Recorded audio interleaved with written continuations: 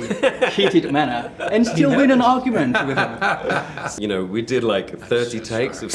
Really? But you know, the funny thing is that forever. I thought it was just obsessive. Well, you were, but he's good at taking it. 반갑습니다. 이승국입니다. 제가 출연 중인 지니TV의 프로그램을 위해 미션 임파서블 데드 레코닝 파트 1의 감독 크리스토퍼 맥쿼리와 배우 사이먼 페그를 만날 수 있는 기회가 있었습니다. 이제 그날의 대화를 보시게 될 텐데요. 영상의 시작은 카메라가 다 켜지기 전 급 긴장을 하기 시작한 제가 조금 징징거리자 두 분이 너무 감사하게 제 긴장을 풀어주시면서 시작됩니다. He's always so nervous. you got this, you got this. Thank you very We're much. here for you.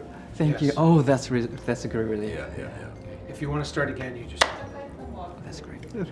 He will let you do 1,000 takes, believe me. I will. Okay. Okay. For great movie Mission Impossible Dead Reckoning Part 1, we have director Christopher McQuarrie and Simon Pegg. Thank you for being here. Hi. 안녕하세요.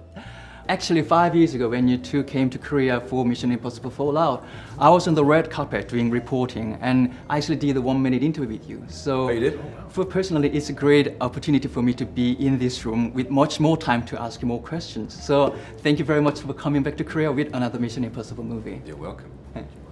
And since I have too many questions to ask you, I'll just dive into the questions I prepared. Sure. Before we saw the teaser of the movie, there was a clip from the movie that went viral. In that clip, Tom Cruise tried his first bike stunt for this movie. Yes. And if you look closely, we see you watch him do that. Yes. And if you look closely, until you hear someone say, "I see the parachute," the facial expression you had is not that of a director watching an actor. It's more like a human being watching his friend about to die. Possibly. But still, we have the final outcome of the movie, and you're still working as a director who directed 3 Mission Impossible movies. So, what is it about this franchise that makes you keep coming back, even if you know there will be nerve-wracking moments? I must be a glutton for punishment, I think. That would probably be it. No, it's really more than anything. It's the cast. It's coming back to work with these extraordinary actors. The action is fun, but the part of the movie that I love the most is are all the bits in between with the characters and emotion. That's really what keeps bringing me back. Is that why we have more newcomers for this movie? Yes. Okay. And among those great cast, we have Benji Dunn, Simon Pegg. I especially like Benji because he's so versatile in this franchise, and he's the one who keeps developing throughout the franchise. Yes. First in MI3, he was a lab guy, and after that he became a field agent. He was in a gunshot fighting. He almost died by the hand of Solomon Lane. Yeah. And he also got to wear the mask, which is not allowed to many characters in this franchise. Yes. And apart from all that, he's actually the one character in this franchise who yells back at Ethan with heated manner and still win an argument with him. So, as an actor, which part of Benji do you enjoy more playing? Benji on chair, Benji on a field, or Benji fighting with Ethan?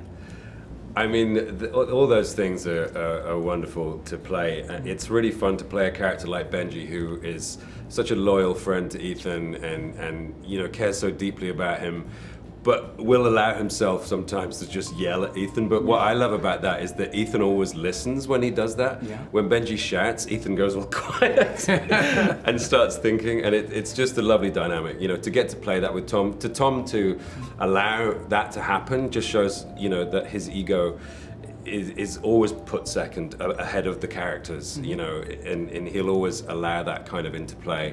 He loves to play Ethan on the back foot sometimes, which means when Ethan's vulnerable and Ethan's not the Superman, which makes Ethan so much more of a human character. And I think that goes for all the characters in the series. They are all so sort of three-dimensional and rooted in reality that when they are in these extraordinary circumstances, it makes those circumstances even more thrilling.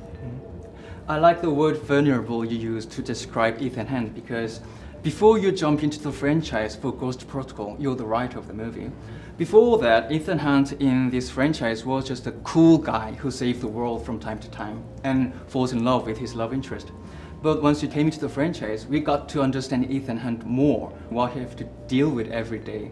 So, as I understand it, he's just a guy who happens to have the ability and personality to threw himself to impossible missions to save the world and save the ones he loves. Yes. But I heard that in this movie we'll see a darker side of Ethan Hunt as well. So what kind of story or character development should we expect this time? Very much that. We, at this point in the franchise, we decided we wanted to expand our understanding of Ethan even deeper than we did in Fallout. And by bringing back Henry Cerny from Mission 1, it felt only natural that we start to allude to his past, and even his past that predated his being in the IMF. And this is a only side question I prepared for Simon.